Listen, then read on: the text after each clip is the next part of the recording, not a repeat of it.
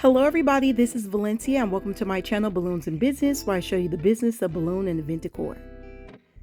So today I want to show you this graduation setup that I did, and I want to show you the dilemma that occurred when the client wanted to provide their own backdrop and it didn't look the way I was expecting. So I'm going to show you how I handled that dilemma and how I made this balloon garland. So if you want to see how I did this, just stay tuned. So I'm going to be using Sempertex brand balloons in fashion black, fashion red, and fashion white in 5-inch, 11-inch, and 18-inch, and reflex gold in 5-inch and 11-inch. So I'm just going to blow my balloons up 2 at a time, round them out, and tie them together into dupes. Then I'm going to take my dupes and twist them together into clusters. Each of my clusters will have 3 dupes, 2 11-inch dupes and 1 18-inch dupes, and make sure you double twist those dupes. So I'm going to be doing an outdoor event, so I'm making sure that I am under inflating my balloons, because when the balloons are out in the heat, they will expand, and if you overinflate them, they will pop. Also, my reflex gold clusters will be smaller with only 2 dupes because it's an accent color. So now I'm going to be using some Sempertex 260Q balloons, and these balloons are going to be very important because I'm going to be using them to connect my clusters, to connect my balloon garland to my backdrop stand, and also to add my filler balloons. So I'm just going to take my 260Q right here and just tie the ends together to make like a rubber band. Then I'm going to wrap a couple balloons in one cluster in that 260Q. Then grab another cluster of balloons and wrap at least 2 to 3 balloons within the 260Q. And then just adjust the clusters to make sure that they fit nice and snug against each other. And this is how I'm connecting my clusters. Now it's recommended that you wrap the 260Q around the 11-inch balloons as opposed to the 18-inch balloons, because you can fit more balloons into that 260Q. And the more balloons you have connected in that 260, the tighter your balloon garland base will be. Now I'm making 2 small balloon garlands. Okay, and each of them will have 5 clusters each. So this has 5 clusters. 5 times 6 is 30 balloons. So in total, I have 60 balloons and 2 balloon garland bases, and these are about 6 feet tall. And I'm going to use these to make a 12-foot balloon garland, but for transportation purposes, I am making them into 2 smaller balloon garlands. So before I go to my event, I like to make my smaller 5-inch clusters. So I'm going to go ahead on and blow those up. 1, 2, 1, 2. That's how many pumps I do. And I'm just going to tie them together in the dupes and twist them together in the clusters of 4. So this is how I'm packing my balloons. I put them into a mattress bag, and then I'm just going to go to that side door and pull that mattress bag in so I can get the balloons in my car as much as possible. And then I'm going to close my door. Okay, so I'm here at the client's home, and there's already a dilemma. See, this is the dilemma when you're doing outdoor events. You have to be careful because to discuss with the client exactly where they want their balloons to be. I've done this client before. Last time we did it underneath, they had a shaded patio area, and I was assuming that's where it was going to be again, but apparently not. They wanted it to be near the pool, and there's no shade. And it's going to be a high of 81 degrees today, which is not too hot for California summer weather, but still, you don't want to take your chances with black balloons. And of course, I would need to spray those balloons because, you know, you don't want the black balloons to be ashy out in the heat. As soon as you take these balloons outdoors, they're going to oxidize. So you're going to have to use balloon shine if you don't want the ashy or matte look.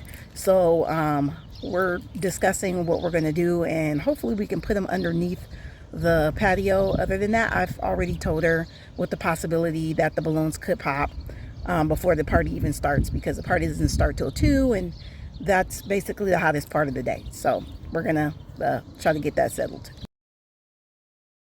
So here's the issue with the backdrop. So the client was supposed to get a large graduation banner that was at least 6 by 6 feet. She was unable to do that, so she ended up getting this small banner. I don't know what the dimensions are for this, and 2 panels of drapes. I didn't know she was getting the drapes. If I would have known that she was for sure going to get these drapes, I would have told her to purchase at least 3 of them so I can do the creases. But she only purchased 2, so I wasn't able to do, you know, the nice creases that you would do to make the drapes look nice. Instead, I had to use some backdrop clips to clip this smaller banner on top of these drapes. And then I am going to do an L-shaped balloon garland. So you remember I carried my balloon garland in 2 pieces. So I'm connecting one piece on the side, and that's a PVC pipe stand, by the way. And I'm connecting them at 3 points, the top, the middle, and the bottom. And you just tie one end of the 260Q to the balloon garland and the other end to the PVC pipe stand. Now I'm connecting the 2 pieces of my balloon garland together with the 260Q. So I'm just wrapping it around a couple balloons in each of the balloon garland pieces. And then I'm just going to tie the 260Q into itself. And then to attach the top portion of that balloon garland, I'm going to make another 260Q rubber band. Just wrap it around one of those balloon clips a couple times. And then just wrap a balloon or 2 inside of that 260Q rubber band. So I'm just taking that and wrapping that 260Q rubber band around a couple balloons in that balloon garland. And then I'm attaching the balloon garland at all 3 points using all 3 of those backdrop clips. So now I'm going to beef this balloon garland up using some extra clusters. I like to make my smaller clusters in clusters of 4 balloons. Some of them will have all 11-inch balloons. Some of them will have 3 11-inch balloons and 1 18-inch balloon. Some of them might have 2 18-inch balloons and 2 11-inch balloons. And I'm just attaching my clusters to a 260Q balloon and then wrapping that 260Q around a couple balloons in the pre-existing balloon garland and tying the 260Q into itself. So that's how I'm attaching my clusters with the 260Qs. I use 260s a lot for making my balloon garland base, as well as thickening up my balloon garlands, as well as adding my smaller 5-inch clusters. Now again, the gold balloons are going to be an accent color, so I'm attaching them at certain parts on the balloon garland. I'm attaching them in clusters of 4, but I'm grouping these clusters together at certain points. So I want you to see some gold throughout the balloon garland, but kind of clustered together. And I like to use clusters of 4 balloons when adding on my balloons and thickening up my balloon garlands, because I never know exactly how much of each, you know, color I want to use when I'm, you know, thickening up my garlands. I like to use clusters of 6 for my balloon garland base, but clusters of 4 for my add-ons. So now I'm adding my 5-inch clusters. So I'm going to cut my 260Qs in half to save on material, tie one end around one of my clusters. And each of my clusters have 4 balloons, my 5-inch clusters. And I'm going to wrap the other end around one of the balloons and tie the 260Q into itself. And I'm adding my 5-inch clusters on at a ratio of about 1 cluster per larger one. So for that one red cluster right there at the top, you see I got the 1 5-inch cluster. Right there with the black, I got 1 5-inch cluster. And so I'm just going down in each larger cluster, I'm just doing 1 5-inch cluster. So I'm using safety pins to connect the drapes together, as well as to connect the banner to the drapes.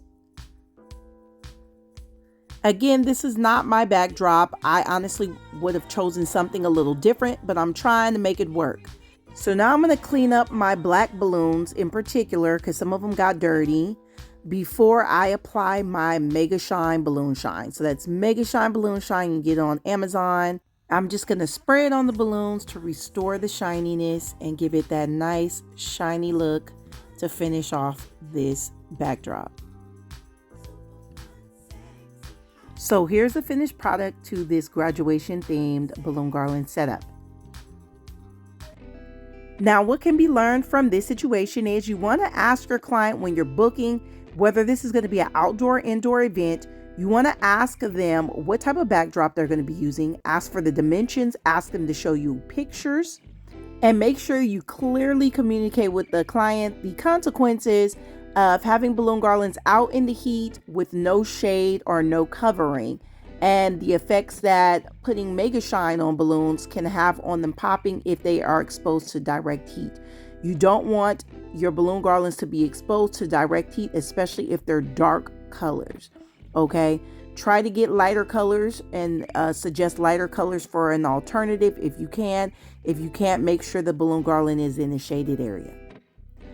So if you found this video helpful, go ahead on and like it, and please subscribe, and you'll get notifications on future videos on balloon and event decor. And until next time, I'll see you guys later.